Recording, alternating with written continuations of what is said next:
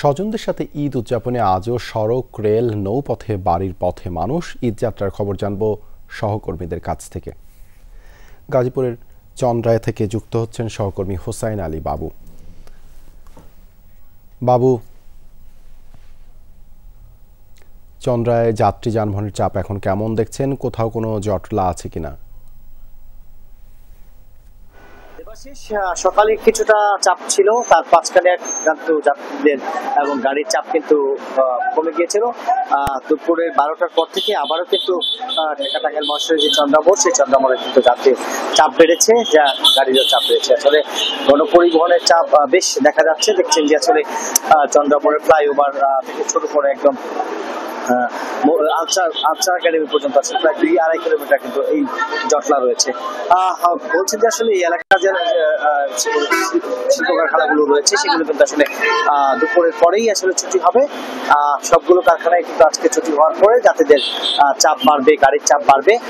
তার পাশাপাশি এখানকার যারা পুলিশ রয়েছেন তারা কিন্তু আসলে বলছেন যে গত 3 দিন যাবৎ যে যাত্রী উত্তরবঙ্গে যারা যাচ্ছে কিন্তু আজকে তেমন আসলে ভোগান্তি নেই, যেমন জ্যামজটও নেই, অনেকটা স্বস্তিতে কিন্তু আসলে তারা ফিরছেন।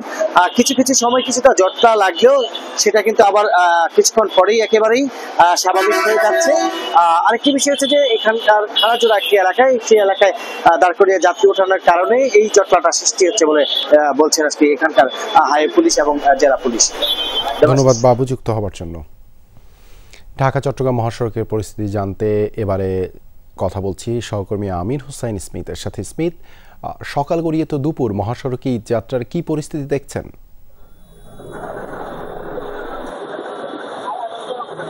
দেবাশিস, ঢাকা চট্টগ্রাম মহাসড়ক অর্থাৎ দেশের সর্বব্যস্ততম যে মহাসড়ক, সেই মহাসড়ক দিয়ে কিন্তু ঈদে ধর্মপা মানুষ অর্থাৎ স্বস্তিতেই কিন্তু বাড়ি ফিরছেন।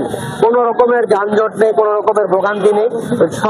আমি এখানকার যারা বাস কাউন্টার মালিক এবং বিভিন্ন শ্রেণী পেশার মানুষের সাথে কথা বলে যেটি আমরা জানতে পেরেছি যে একসাথে অর্থাৎ লম্বা ছুটি হওয়ার কারণে একসাথে যে মানুষের চাপ পড়ার কথা সেটি কিন্তু পড়ছে না।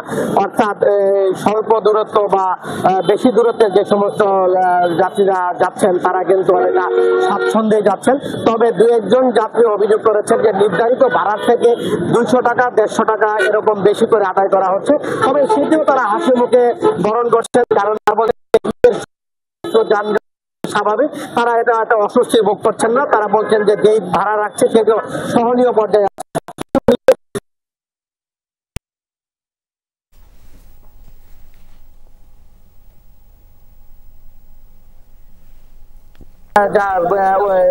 ভোগান্তি তাদের পোহাতে হচ্ছে না, অনেকটা স্বাচ্ছন্দ্যে তারা বাড়ি ফিরতে পারছেন।